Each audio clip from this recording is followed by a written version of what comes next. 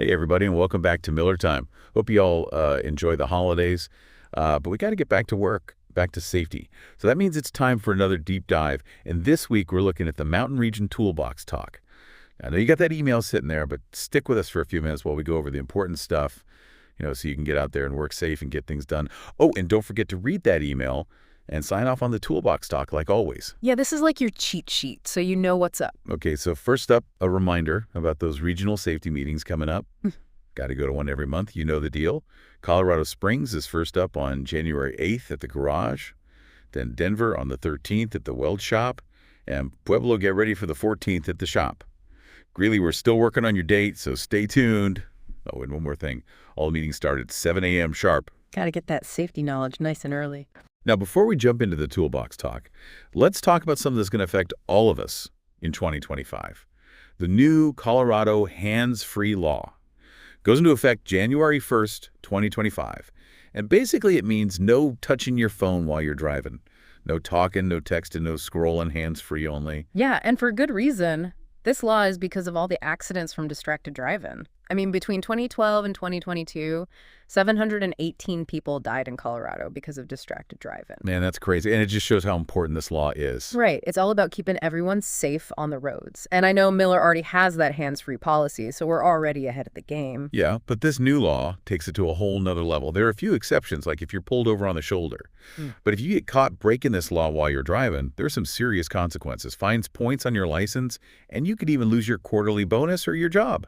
So come on, everyone. Let's keep our hands on the wheel and our eyes on the road. Absolutely. Safety first, people. Okay, so let's dive into this week's Toolbox talk. Job walkdowns. That PDF really makes it clear how important they are before we start any work. Yeah, it's the foundation of everything we do. Making sure we're working safe and getting things done right. For sure, and they use a real-world example to show why. There was an incident where a gas line got hit because it wasn't located properly. Yeah, and the crazy thing is there was gas meter nearby, but it didn't have any locate marks.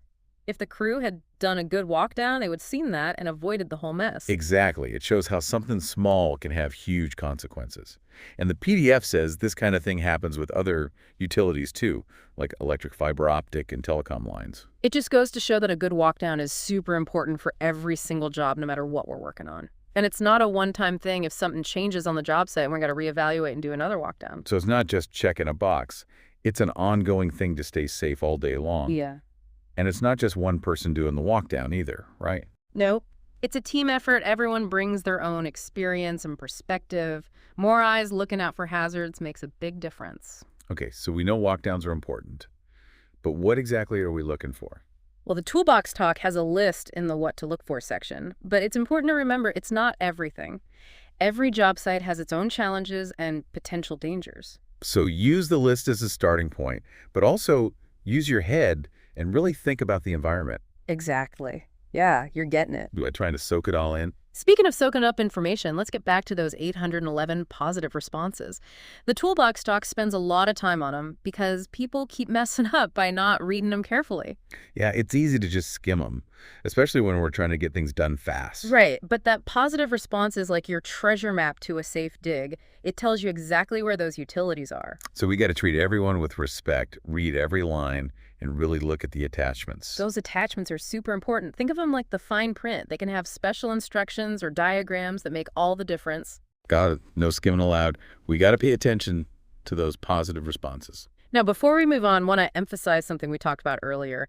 That what to look for list in the Toolbox talk, it's a good start, but it's not everything. You mean there's even more? Absolutely. Every job site is different with its own quirks and dangers. That's where you got to use your brain. So it's not just about a checklist. It's about thinking about the environment and what could go wrong. Exactly. Use your senses, look around, and if something seems off even a little bit, don't be afraid to ask questions. Who should we ask? Your supervisor or the safety team, they're there to help you make the right call. Don't forget, folks, a quick question can prevent a big mistake or even an accident. Now, we've been talking about the practical stuff like what to look for and what to read, but it's also important to think about why we do all this. Yeah, why are we so picky about these walkdowns? Why all the time spent on those positive responses? Because at the end of the day, it's all about safety, our coworkers and the communities. It's about making sure everyone goes home safe. Exactly every step we take, every precaution, it's all about protecting lives, preventing damage, and doing things right. It's about pride in our work and doing everything we can to make the job safe and efficient. That's a great way to put it. So when we go out there this week, let's remember that a good job walk down isn't just checking a box. It's about everyone's well-being. It's about doing things the right way, the Miller way. And with that, we're at the end of our deep dive into this week's Toolbox Talk. But wait, before you, one last thing to think about. Think about your usual job site, the one you know at the back of your hand. What's one hazard that you might miss if you rush through the walk down? That's a good one. It's easy to miss those little things when you're not really paying attention. Right, you might be focused on the big stuff like locate marks and the positive response, but sometimes it's the small things that get you. Like what? Give us an example. Well, it could be something like a change in the ground level, like maybe there's been some erosion or they brought in some fill dirt. Or maybe a new tree or a pile of construction debris stuff.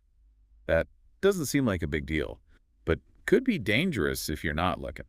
Exactly. So when you're out there this week, really look around. Don't just go through the motions. Think about what could go wrong. And remember, if something seems off, even if you don't know why, speak up. Yeah. Talk to your supervisor or a coworker, or the safety team. Communication is key to preventing accidents and making sure everyone goes home safe. We all got to look out for each other and make sure we're working safe.